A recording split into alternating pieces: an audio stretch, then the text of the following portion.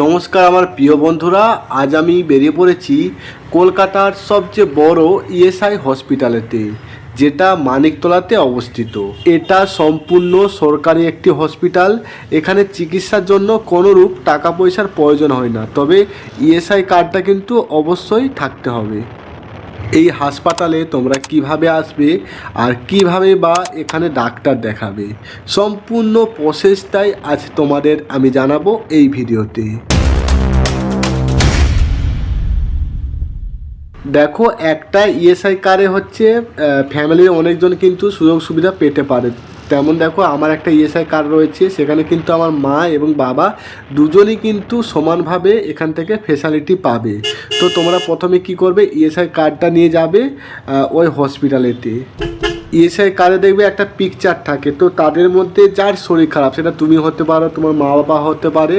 তো যার শরীর খারাপ, যার জন্য তুমি এখানে এসছো, তো তার নামটা প্রথমে এন্ট্রি করতে হবে। নাম নথিভুক্ত হয়ে গেলে ওখানে কিছুটা সময় ওয়েট করবে।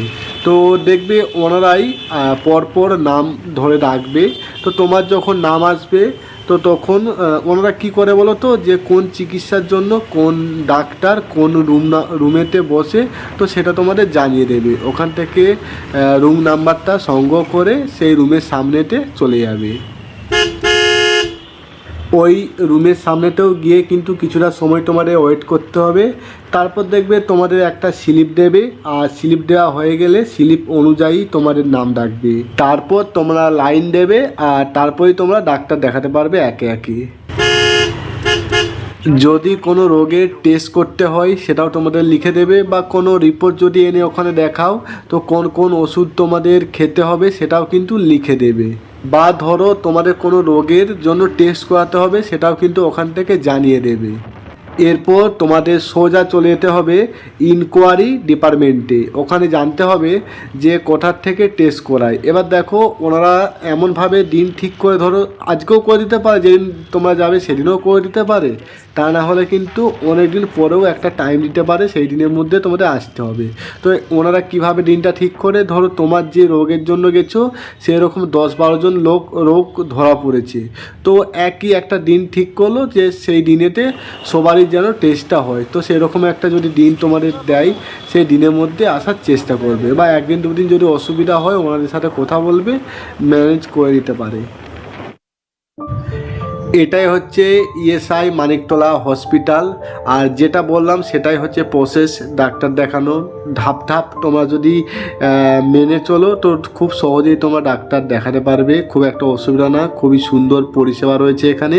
তো এবার তোমাদের আমি জানাবো যে এই মানিকতলা ইএসআই অফিসে তোমরা ইএসআই হসপিটালেতে তোমরা আসবে কিভাবে।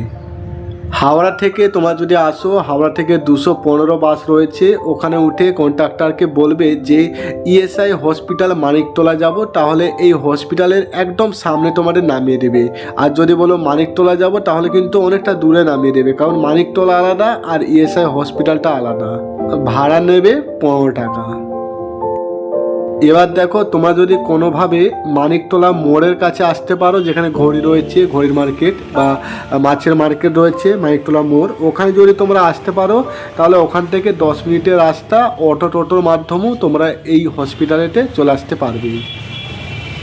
তো বন্ধুরা, একটা ছোট্ট ইনফরমেশন দেওয়ার চেষ্টা করলাম এই ভিডিওর মাধ্যমে, যাতে তোমাদের কিছুটা হলেও উপকারে আসতে পারে। তো ভিডিওটা এখানেই শেষ করলাম, দেখা হচ্ছে পরের ভিডিওতে।